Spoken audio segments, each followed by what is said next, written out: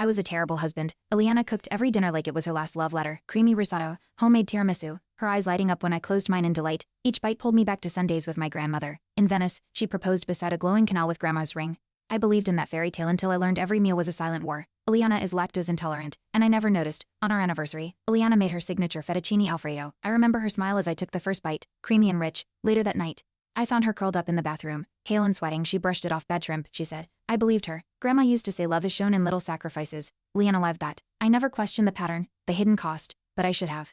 The truth was simmering beneath every bite, waiting to be uncovered. I tried recreating her lasagna for once, hoping to surprise her. She smiled, took a polite bite, then excused herself. I found her rinsing her mouth, eyes red. It's not you, she whispered. It's always been me. Confused, I pressed gently. That's when she revealed her lactose intolerance, lifelong, severe, and hidden. Every dish she made was a quiet torment. I felt gut-punched. That tiramisu I loved, it had always hurt her. I asked, why didn't you ever tell me?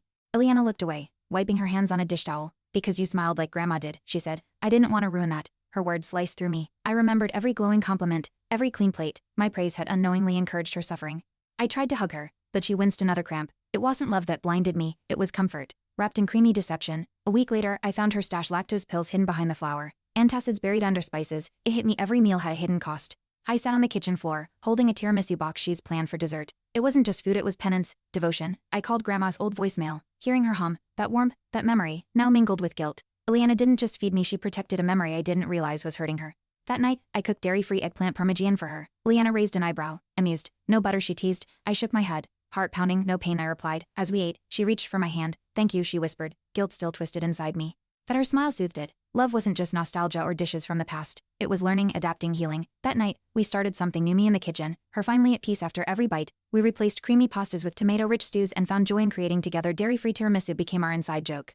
Ileana framed Grandma's recipe card, now smudged and stained, next to a photo of us smiling over chickpea ravioli. Tradition evolves, she said. I finally understood. Love didn't mean holding on to pain for nostalgia's sake. It meant honoring it while choosing better. Her suffering birthed a ritual that fed us both, soulfully. She'd given so much. Now it was my turn to serve. Thanks for watching. Hit subscribe to check out more stories on my channel.